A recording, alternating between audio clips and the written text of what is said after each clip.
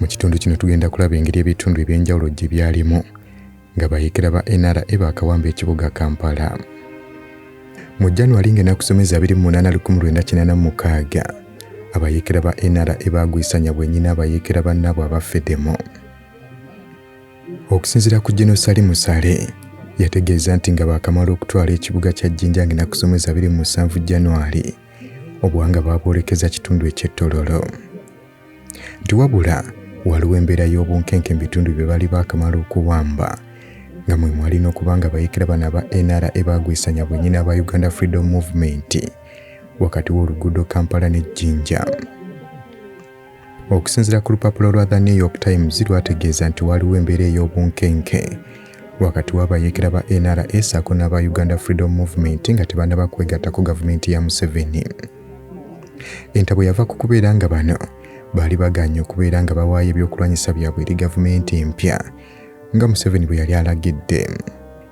Aba Freedom Movement bano baali balina ebyokulwanyisa ebyali bijjiddwa ku gaali amagye ga gavumenti agaali gali mu kudduka nga gavumenti yaago eri mu kuwambibwa.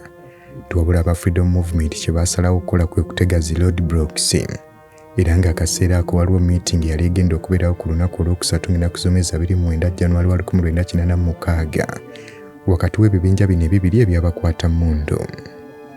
Mukadde akabayeekera ba NRA be baali batwala ekibuga Kampala teekako Jinja n'Entebbe. Kinajjukirwa nti Tito bwe yawamba obuyinza aba Freedom Movement bano baali bagyegasseeko era nga mu kaseera ba NRA bwe baawambira Tito aba Freedom Movement bano baali balina okubalwanyisa kubanga baali mu gavumenti. Wabula nga amagye amalala aga gavumenti gali mu kudduka nga basinga obungi baali badduka boolekera buvanjuba bwa ggwanga ssaako ne mambuka. Mu biseera bye bimu Musajja Mukulu Museveni yategeeza nga amagye ga gavumenti agaliyo mu 7 gaawanise dda ne gateeka wansi ebyokulwanyisa ate abalala ne basalawo okumwegattako nti weewaawo waliwo abalala bangi nnyo abaali bakyaganya okuteeka wansi ebyokulwanyisa. Era ng'akadde ako Musajja Mukulu ono Museveni yali ateekateeka kulayira ku lunaku olwokusatu ng'ennaku ssomezi 29 January era ng'ono yali ategeezezza nga bw'agenda okukola gavumenti ey'ekintabule omuli abaali mu bibinja ebyenjawulo ebyali birwanyisa gavumenti ye, wabula nga yayongerako nti tajja kubeera na budde bwegayirira banaagana kumwegattako ng'ajja kubakolako ebbanga lyonna lye banaamala nga bamulwanyisa.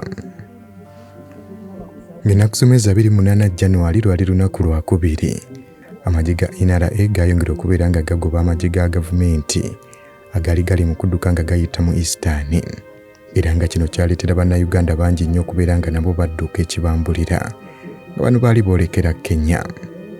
Olwo abakungu ab'amawanga ag'enjawulo abaali bali mu kulondoola olutalo luno bali bategeeza ng'ekkubo lino ery'ejjinja bakwata mmundu bwe bataddewo okulwanagana okw'amaanyi, wabula abaduumira eggye lya NRA bategeeza nti ebyo bya bwereere kubanga wiiki ejja kgenda okuggwako nga bano bamaze okubawangula.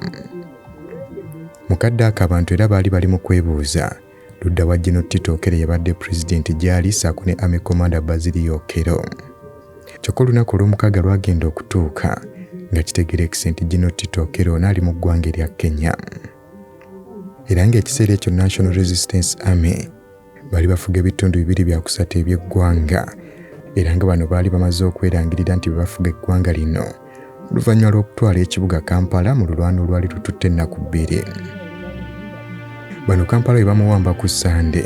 A'udhu billahi minash shaitani rajim. Bismillahir rahmanir rahim. Assalamu alaikum wa rahmatullahi wa barakatuhu. Nze Haji Kaboggoza omusomi w'edduwa ntereeza ensonga z'amaka ebyenfuna n'endwadde ezitategeerekeka. Haji Kaboggoza omusomi w'edduwa nsiŋŋaanibwa ekitigoma ku lw'ejjinja. Bw'obanga otuuse ekitigoma mu ttawuni ku siteegi osobola okuba ku nnamba z'essimu ezo z'olaba zitambula. Gwe wenna ali ewala oyinza okuyita ku mukutu gwaffe ogwa WhatsApp ku layini eyo eya MTN obudde bwonna mbeerako. Bano Kampala bwe bamuwamba ku Sande, ku Mande baawamba Jinja. Ekibuga ekyalimu abantu abaali 5,500 nga mulimu amakolero agawulirako ddala, ebbibiro ly'amasannyalaze lya Owen Falls Dam eryali ery'omugaso nnyo ery'ekibuga Kampala ssaako ne Western Uganda. Olwo ab'amagye abaali mu 7 abaali bamaze okuwambibwa abakwata mmundu baategeeza nti bagenda kubagatta mu magye gaabwe ge baali balina, wabula abalala nti bagenda kubatwala okubasomesa ensonga z'ebyobufuzi. Kyokka bayongera nti abalala bagenda kubawa emirimu egy'okukola okugeza ng'okulima enguudo okubanga bingi baali babyonoonye nga byetaaga okuddamu okuzimbibwa.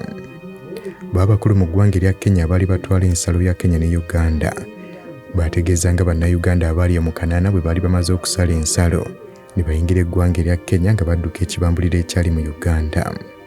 Bano baagattako ne bagamba nti abantu ba bulijjo 5,000 baali bayingidde Kenya nga bayita Busia, kyokka abalala abali eyo mu 3,000 bo baasala ensalo nga bayita Malaba. Abakungu b'ekibiina ky'amawanga amagatte baategeeza nga amagye g'eggwanga erya Kenya agaali ku nsalo bwe gaali tegakkiriza b'amagye ga Uganda kusala kuyingira Kenya, wabula nga bakkirizako bantu ba bulijjo bokka, nti era Kenya yagezaako okulaba ng'etabaganya enjuyi zombiriri ezaali ziri mu kulwanagana, era nga abakungu b'ekibiina ky'amawanga amagatte ekya UN abaali bakola ku nsonga z'ababundabunda baasindika abantu baabwe okugenda ku nsalo ya Uganda ne Kenya okubeera nga bayambako ku bannayuganda abaali badduka.